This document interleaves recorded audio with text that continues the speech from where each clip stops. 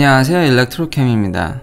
오늘은 이 LG화학이 테슬라에게 그 NMC 배터리를 이제 중국 얘기입니다. 중국에서 생산된 모델 Y에 이제 독점적으로 공급한다는 이야기를 해볼까 합니다. 현재는 굉장히 이제 독점적으로 보이지만 추후 LFP 배터리가 추가될 가능성도 있기 때문에요. 하지만 늘 그렇듯 이제 신형 모델이 나오면 테슬라는 항상 대부분 전기차들이 다 그렇죠. 비싼 거부터 먼저 팔기 때문에, 롱 레인지부터 먼저 팔기 때문에 내년은 LG화학이 거의 독점적으로 공급하는 게 맞아 보입니다. 이 내용에서 좋은 점은 LG화학이 이제 한시름 놨다고 해야 될까요? 그리고 이제 테슬라로부터 역시 하이 에너지 덴시티 배터리에 대해서는 기술력을 인정받았다는 겁니다. 최근에 현대 코나 EV라든지 쉐비 볼트 EV라든지 이 두 차 다 이제 리콜로 인해서 좀 LG화학이 타격을 받은 것 같은데, 이제는 타개할 수 있는, 이것을 이제 헤쳐나갈 수 있는 원동력이 되는 거죠. 그래서 이게 서로 윈윈 관계라고 해야 될까요? 이거는 다들 이제 추측성 내용이긴 합니다.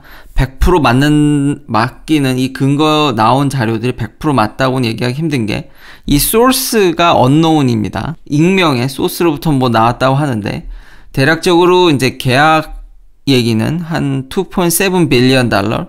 예, 이것도 추측치입니다. 왜냐면 누구도 두 회사다. 참 이 전기차 세계에서 이 회사들이 내가 누구랑 계약하고 얼마나 계약하는지를 잘 얘기를 안 하려고 합니다. 화재라든지 나중에 리콜 문제 때문인지는 모르겠습니다만 좀 불투명합니다. 여튼 이런 추측이 나온, 그래도 공식적으로 나온 기사들이니까, 회사가 공식적으로 얘기한 게 아닙니다. 기사를 추측적으로 얘기해보면 이 정도 계약 규모이고, 여기서 중요한 점은 테슬라가 비딩을 했다는 겁니다. 그러니까 LG화학한테 배터리를 받기 전에 CATL하고 파나소닉한테 내가 중국의 모델 Y를 이제 곧 생산에 들어가는데 배터리를 달라고 이미 한번 얘기를 했던 거죠. 했는데 LG화학이 아무래도 이 두 사건 때문에 더 낮게 부른 것 같다라는 느낌을 지울 수는 없습니다. 여튼 그러니까 둘 다 윈윈인 거죠. 그래도 테슬라는 배터리를 싸게 받아서 좋은 거고, LG화학은 지금 전 세계에서 가장 잘 나가는 테슬라를, 전기차 회사를 붙잡았으니 제가 볼 땐 서로의 이해관계가 정말 딱 맞아떨어졌다고 볼 수 있습니다. 그러면 이 정도 계약 규모면은 도대체 얼마만큼의 배터리 양일까요? 테슬라의 현재 배터리 팩의 가격 추정치는 대략 한 10,000불에서 12,000불입니다. 이 기사는 지난 9월에 나온 겁니다. 그러니까 대략적으로 맞다고 보면은 보통 통상적으로 차에 한 4분의 1, 5분의 1, 그 정도니까요. 지금 롱레인지 버전의 모델 Y가 한 50,000불이니까 한 5분의 1, 4분의 1, 어떤 분들은 여전히 4분의 1이다, 5분의 1 되게 말이 많지만, 그러니까 한 이 정도 레인지가 맞다고 보여지죠. 그러면은 대략적으로 한 많으면 27만 대,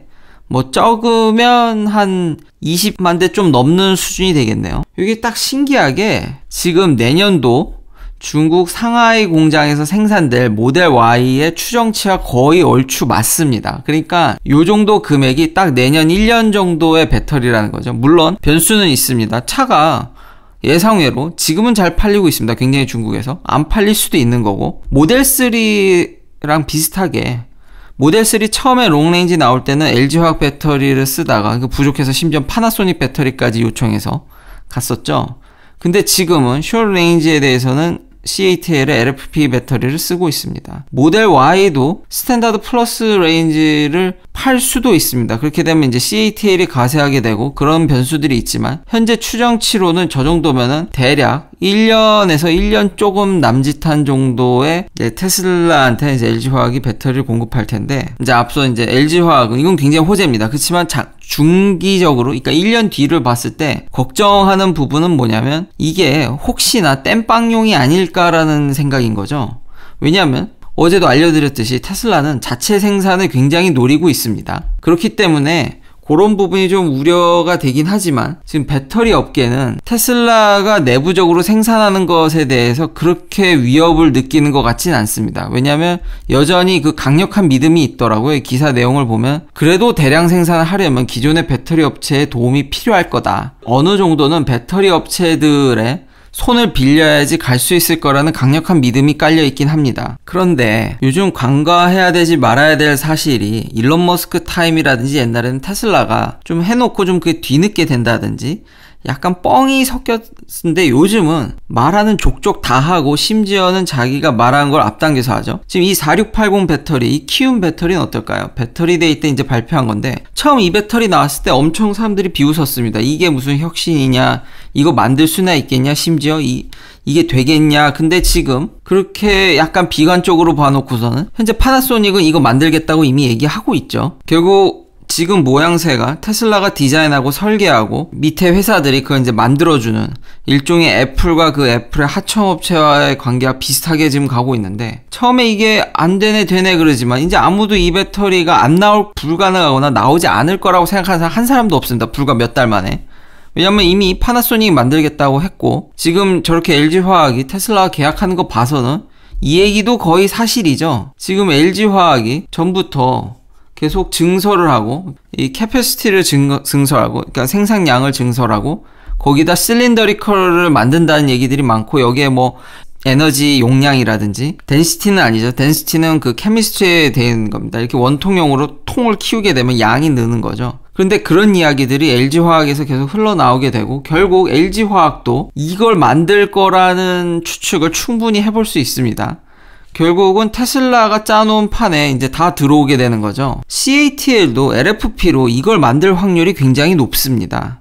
그러니까 이거는 플랫폼이고 폼팩터일 뿐이지 이 안에 내부 케미스트리를 바꿀 수는 있으니까요. 그리고 일론 머스크는 이 셀2 카, 셀2 바디죠. 완전히 이제 셀2 팩을 넘어서 이것도 할 공산이 크고요. 결국 테슬라가 짜놓은 판이 굉장히 표준화될 확률이 높고 여전히 이 테슬라와 배터리 회사의 관계는 참 쉬운 관계는 아닌 것 같습니다. 그러니까 정리하면 LG화학은 굉장히 큰 좋은 뉴스를 얻었고 기술력도 인정받았고 여전히 이 강력한 배터리 업체로서의 지위도 확인이 되었지만 이런 리콜 사태에도 불구하고 그러나 앞으로 계약 분량은 1년 정도고 그러니까 이거를 테슬라를 잘 구슬려야겠죠. 이제 관계를 잘 가져가서 지금 이런 얘기도 있습니다. 여기까지 이끌어낸다면은 이제 LG화학이 더 좋은 위치라고 해야 될까요? 더 많은 걸 얻어간다고 해야 될까요? 테슬라로부터 투자까지 얻어낸다면은 좋다고 생각을 합니다. 그렇지만 이거는 결국 파나소닉의 전철을 밟아가는 겁니다.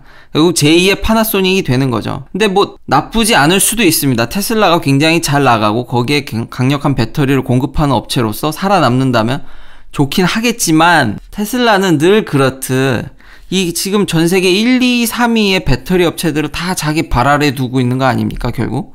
그리고 뭘 하려면은 뭘 한다 그러면은 만약 CATL이랑 뭘 이렇게 하려고 하면 테슬라가 LG화학한테 과연 안 물을 거냐는 거죠. 혹은 파나소닉한테 안 물을 거냐는 거죠. 결국 이 세 회사가 뭐 진짜 독한 마음 먹고 담합을 하지 않는 한은 테슬라한테 끌려다닐 확률이 높습니다. 그러니까 그런 부분들이 여전히 이번에 노출됐다는 점과 그래서 이미 파나소닉과 CATL은 이제 유럽 시장에서도 이제 공장을 지으려고 하고 이제 강력히 나가려고 하는데 이 두 회사의 행보가 너무 다릅니다. 파나소닉은 이 노르웨이 회사랑 잘 이제 컬래버레이션을 해서 딴 구멍을 파는 거죠.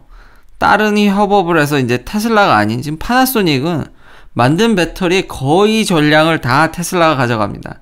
그래서 그런지 아니면 테슬라한테 시달려서 그런지 그래서 노르웨이에서 뭔가 이제 유럽이 이제 배터리가 빵 터질 것 같으니까 다른 식의 어떤 협업을 이용해서 다른 판로를 찾는 듯 하고요.